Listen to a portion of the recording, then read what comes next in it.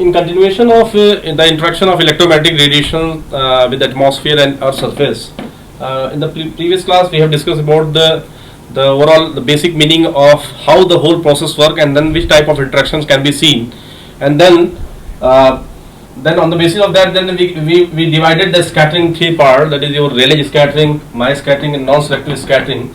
So we can see Rayleigh scattering, which occurs when the diameter, because that scattering process is classified on the basis of the diameter, when the size of the particles are available on the atmosphere. So if the diameter of the particle are many times smaller than the wavelength of the whatever the electromagnetic radiation is coming, so it's suppose the size of the your material is comparatively larger, suppose smaller than the wavelength of the incident electromagnetic radiation. Suppose we are talking about the blue band, we are talking about the green band, we are talking about the red band. So the size of the Rayleigh scattering is small in comparison to your blue band, green band, and then red band and an IR band. So in that case, these good particles such as small specks, very small specks, dust, smokes, very fine gaseous particles. So that size of the particle is comparatively very less, very small in comparison to the electromagnetic radiation. So Rayleigh scattering is the dominant scattering process. So we are just see about these interactions. So this scattering process is, we can say, very dominant, especially in the upper atmosphere. So in the upper atmosphere, we can see the very small dust particle, small smokes are available. So that continuously influence on the quality of the electromagnetic radiation. So because of the presence of these dust particle, gaseous particle, the electromagnetic radiation will be continuously scattered, and because of this scattering process, our smaller wavelength will be scattered. So with this process, we can see the sky appear as a blue in color, because we can see the high amount of the blue wavelength will be scattered in the different directions. So on the basis of that, there is a orange color in the morning time, in the evening time. That is because of the scattering of orange color or yellow color. So small wavelength will be scattered, but the longer wavelength will be comparatively not scattered. So the effect of Rayleigh scattering is inversely proportional to the fourth power of the wavelength. Hence, in this scattering is much higher at shorter wavelength than the longer wavelength. So the scattering of the red wavelength will be comparatively less, or NIR will comparatively more less than your red or the other wavelength band.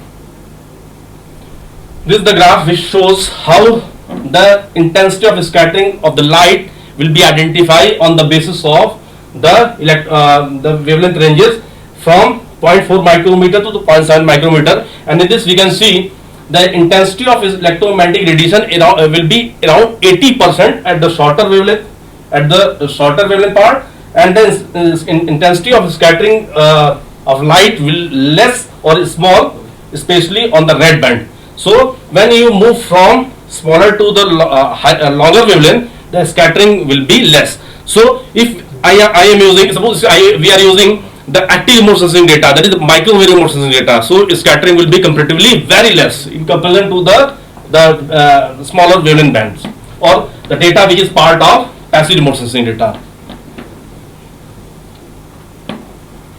The second one is your Mie scattering. Again, the process is the same, but here the size of the particle are just about the same size, that is the 0.1 to around 10 micrometer as the wavelength of the radiation. So the dust size will be ranges from 0.1 to 10 micrometer, pollen size will be range from 0.1 to 10 micrometer, smoke size will be 0.1 to 10 micrometers. Means the presence of this atmospheric constituents will range from 0.1 to 10 micrometer, and that the scattering process will be part of your Mie scattering. So it occurs mostly in the lower portion of the atmosphere, where the large particles are the more abundant and dominant, where the cloud conditions are overcast, where the cloud formation can be seen, where you can see the formation of the cloud will be identified, rain condition will be seen. In that case, Mie scattering process will be very much active.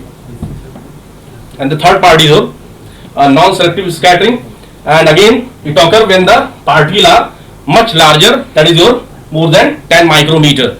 So then the wavelength of the electromagnetic radiation, so particle size is more than 10 micrometer. In that case, non-selective scattering process will be active. So when there is a presence of, especially in the atmosphere, there is a presence of water droplet, that is H2O, presence of large dust whose size is more than 10 micrometer. So in this case, this non-selective scattering will be active and our electromagnetic radiation will be affected, and then when this process will be active, the quality of data will be affected. So it is very difficult to interpret the features when the scattering process will be high. The second part is, that is your absorption, and you know very well, it is the process by which radiant energy, whatever energy is coming, that is the radiant energy, and the radiant energy is absorbed and converted into the other form of the energy. The energy is coming from the sun. This is your incident energy or radiant energy, but interact on the earth surface or part of the atmosphere, there is some change in formation of the energy. So that the process will be part of absorption. So an absorption band is a range of wavelength or in the electromagnetic spectrum with which the radiant energy is absorbed by the presence of H2O molecules, presence of O3 molecules, presence of CO2 molecules, presence of N2O molecules. In the presence of these gases, the energy will be changed into and converted into the other form of energy. So if there is a presence of the cloud, so it is very difficult. Suppose there is a cloud formation, and when the electromagnetic radiation is coming, so it is very difficult to just interact the feature or just identify the feature beneath the cloud. So what will happen? The radiation is coming, it will scatter from the surface of the cloud. So when we are working on the passive remote sensing data, so it is very difficult to identify the feature below the cloud. So in that case, what will happen? So in that case, to just sort out this problem, we have active remote sensing data, we have microwave remote sensing data, we have radar remote sensing data. So that data will be very much effective to identify the feature beneath the cloud surface. So suppose I just want to work on the monsoon season, I want to work on the rainy season. So in that case, passive remote sensing data will be not very much effective. In that, basically in that case, the radar remote sensing data, microwave remote sensing data will be very helpful, because this is time independent. Microwave remote sensing data will be time independent, seasonal independent. This is the view of one satellite data, and in this you can see how the cloud formations can be identified. And suppose I just want to identify the feature beneath this cloud. So it is, for the normal eye, it is very difficult to identify the feature beneath the cloud. So in that case, that data will be not very much effective for the users, for the interpreter, those who are analyzing this data. So in that case, that data will be rejected by the interpreter. So suppose this is the passive remote sensing data, but suppose for the same area, if we have remote sensing data, we have radar data, so in that case, that information can easily be identified beneath the cloud area, cloudy season. And this is water vapor, the same thing which I have already explained all these things. This is one very important diagrams that shows about the atmospheric window. So what is atmospheric window?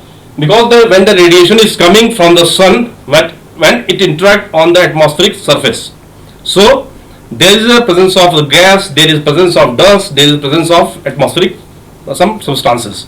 So what will happen? There is a process of the interaction. There is a process of interactions. It means there is a scattering, there is absorption. So whatever energy will just filtered out and it reaches on the surface. That means that is a part of the atmospheric window. Means suppose this is the overall, you can say, view that shows about the overall electromagnetic spectrum. In this you can see if there is presence of ozone. So what will happen? There is a transmission.